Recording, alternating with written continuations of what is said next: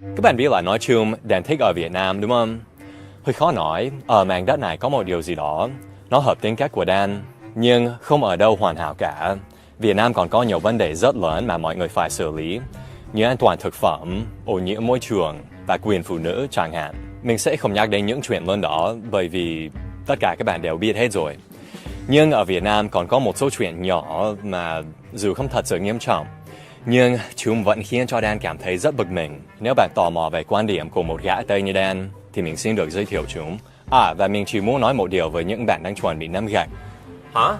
Mình chỉ muốn nhắc lại rằng Dan không coi những điều sau đây là nghiêm trọng cho lắm đâu. Video mang tính chất giải trí thôi. Nhưng mà viên gạch này tao đã ghi tên của Dan vào rồi. Ok, cứ ném đi. Và mình bắt đầu nhé. Throughout my time in Vietnam, I've had a lot of friends and acquaintances who, like me, have come here from other countries. And most of them haven't spoken much Vietnamese. Một cà phê sữa đá. But even those who speak virtually no Vietnamese, there's at least one phrase that most of them have learned through painful experience. Hết rồi, hết rồi, hết rồi. So frustrating, especially in restaurants. You find something that looks good, you say, I'll have the boiled chicken with mom tone, please. And then, hết rồi. Now, in some cases I understand it, like with seafood or vegetables that are only available seasonally. You'll see that in American menus too. For example, it'll say sauteed asparagus, seasonal, or grilled salmon, subject to availability. And I've now come to the conclusion that a lot of Vietnamese restaurants just expect their customers to know that some things are seasonal, so they don't print the word seasonal in the menu. But I've had so many hate Zoe experiences here that just made no sense to me. Like a week ago, I ordered some chicken online around lunchtime. And 10 minutes later, the restaurant called me to say, sorry, we don't have that kind of chicken today. We have other kinds, but not that kind. What? Or another time, my wife and I were having some bún bò Huế for breakfast, and there were no napkins on the table. So I said, Am I trying xin giấy ăn? And the waitress said, nhà em hết rồi. Huh? Napkin season is over? By now, most of you know I am not a fan of boiled chicken. But I've actually got another chicken problem in Vietnam that's much more serious, and it's this. That's right, the way you guys actually cut up chicken.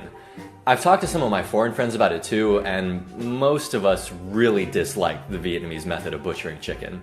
Because you end up with these really sharp ends on the bones, which cut and scrape your mouth. And then you also get these little bone shards mixed in with the meat, and sometimes you bite right down on them, almost cracking your teeth. I don't know if you guys have some special way of eating the chicken to avoid those things, or if you just don't mind them, but for most of us, it's very difficult, and frustrating, and painful. When we eat chicken in America, we always either cut the meat off the bone entirely, or we cut the carcass along the joints, so we have drumstick, thigh, breast, and wing. Now, I understand the reasoning behind the Vietnamese method. Those smaller pieces are easier to grab with chopsticks, they fit better into a little rice bowl, they're easier to dip, and they're also better for sharing. Like, if you have a bunch of people who all like the thigh, then they can each have a piece. So in that sense, I like the Vietnamese way of butchering chicken. I just wish that someone would invent a method or a tool that didn't result in those horrible sharp chunks of bone. Like, I don't know, some kind of special chicken saw? I'm the kind of person who prides himself on his personal hygiene. So every time I go to the bathroom, whether it's Nhận or not, I always wash my hands thoroughly afterward. But in public places in Vietnam, I often encounter an inconvenience, which is that some places just have gross-looking communal towels to dry your hands, some places have nothing at all, and then some have hand dryers, but they're super weak. Really, they're about as effective as if you taped a hairdryer to the wall and used that. Now, this is something I can forgive. Vietnam is not a rich country, most stores and restaurants don't have lots of money to throw around, and I'm sure that those ultra-powerful jet engine hand dryers we have in America, I'm sure they're expensive. But the odd and frustrating thing is that you often find these weak-ass hand dryers in really nice places, like Vincom a beautiful modern shopping mall. And then in the bathrooms, it's... Or even more astounding, in the beautiful new international terminal at Noi Bai, where everything is modern and state-of-the-art, The bright, clean bathrooms each have exactly one weak-ass hand dryer. It's as if in the construction of this near billion-dollar project, they suddenly decided to start cutting corners when they got to the hand dryers. Alright, sir, we've installed the filtered water drinking fountains. Good. As well as 10 separate mobile charging stations. Very good. And now we're considering the hand dryers in the bathrooms. The what? The hand dryers, sir. We're planning to install 3 very high-power hand dryers in each bathroom, so the passengers can have nice dry hands after using the facilities. What do you think, sir?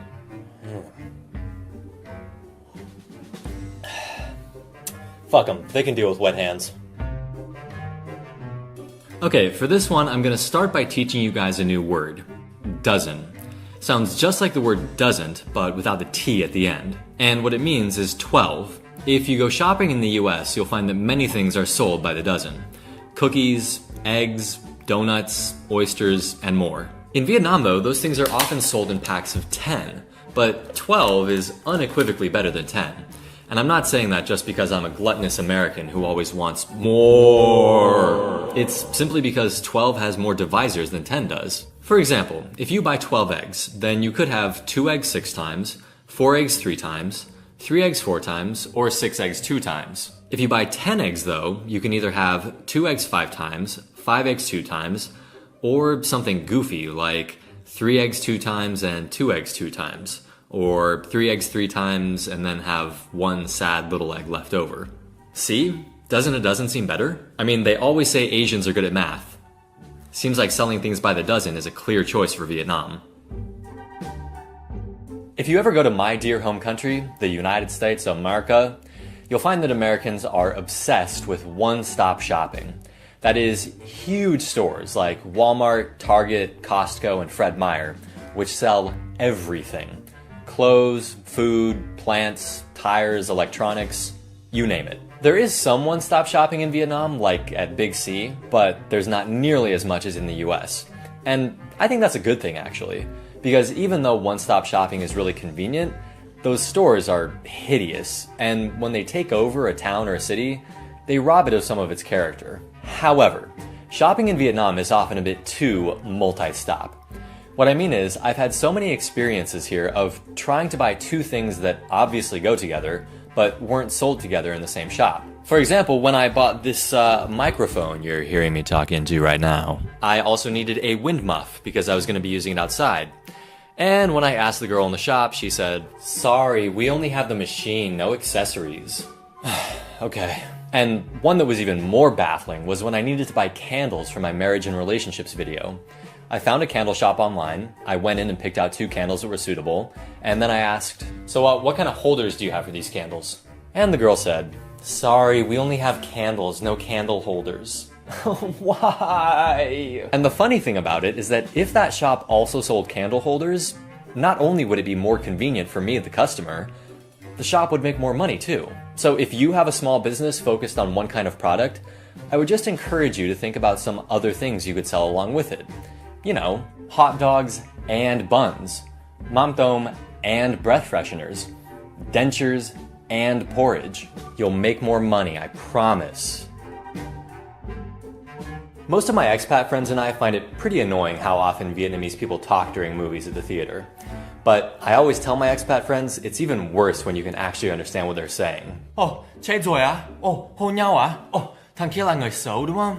Ugh, can't you just watch the movie? You'll get your answer. Now, I know not all of you talk during movies, and I also know that I'm a visitor in your country, so I'm not going to ask you guys to change just to suit me. If you enjoy chatting during movies and other Vietnamese people aren't bothered by it, then go ahead. But if you become friends with a foreigner like me, or if you get into a relationship with one, you should know they will probably appreciate your silence during movies. I mean, it's been a problem for my wife and me. She talks during movies too, constantly asking me about things that she would get the answer to if she just kept watching. I tried telling her that it bothered me, but she couldn't stop. So this is how we have to watch movies now. Hey, before you go, this video was sponsored by GSE-BEO, one of Vietnam's leading study abroad consultancies, and also the office that I happen to be shooting in right now. GSE-BEO provides study abroad services for the UK, the US, Canada, Australia, New Zealand, Singapore, Bulgaria, Burundi, and Bhutan.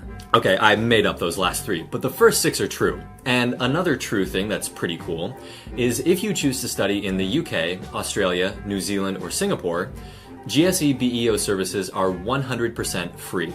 That's right. Now, you still have to pay tuition to the school, but the consulting services that help you get to the school are free. In the case of the US and Canada, GSE BEO services are free if you choose to study at one of their partner institutions there.